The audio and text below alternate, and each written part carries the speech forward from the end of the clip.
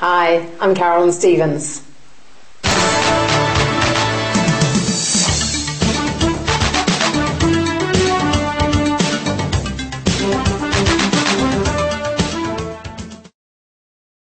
An increasing number of organisational leaders have contacted me of late because they want their teams to work better together. Typically, they've described how their team is doing okay, but it's just okay. They've described how it isn't really pulling together and cohesively focusing on targeted outcomes. These organisational leaders commonly talk about how, firstly, their team is more of a group of individuals. They work in their own silos and focus on their own targeted outcomes. Or, although people in their team recognise that they have a common purpose, they're a long way off being a well-oiled powerhouse that reaps the benefits of genuine collaboration and the leverage that real teamwork offers.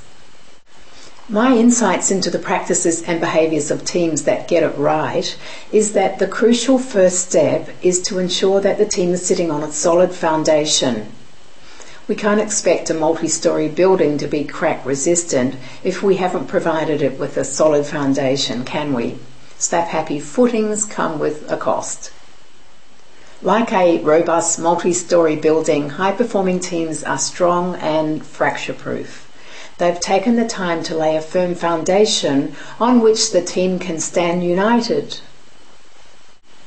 A team's foundation is solid when its team members have agreed the completion of these 5 sentences and when they have them front of mind. First, our team's purpose is. Second, our vision for our team is. Third, our team goals are to. Fourth, the strategies that we use to ensure we achieve each of our team goals are. And fifth, the tactics that we're implementing to ensure we work on each of our strategies are.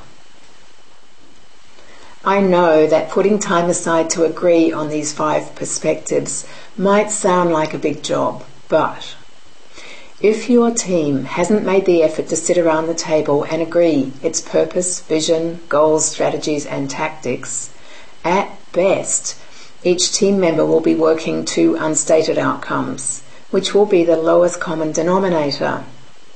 Let's contemplate a couple of examples of what this lowest common denominator might look like. If an organisation's lead team hasn't agreed their purpose, vision, goals, strategies and tactics, it normally, either consciously or unconsciously, adopts its organisation's purpose, vision, goals, etc. And why is this a problem?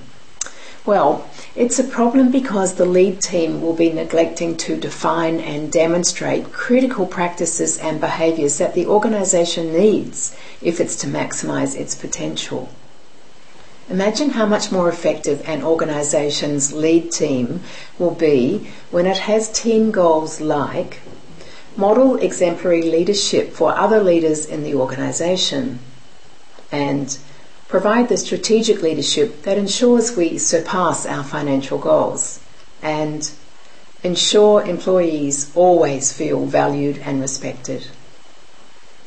And another example, if a national sales team only focuses on a generic corporate sales revenue goal, it'll overlook key opportunities to drive enhanced results. Imagine what greater success the national sales team will experience when it also has team goals such as shift our market share from 20% to 25% and put our nationwide organisational good ahead of what's good for a region and adopt the practices and behaviours that high-performing teams demonstrate. What steps can you take to turn your team around? Well, if your team hasn't already agreed its purpose, vision, goals, strategies and tactics, make it a priority to begin that discussion at your next get-together. And if you need support in creating a solid foundation for your team and high-performance teamwork, let me know by email and we'll determine whether or not I can support you. Remember, high-performing teams always develop agreed purpose, vision, goals, strategies and tactics. It's their strong, fracture-proof foundation.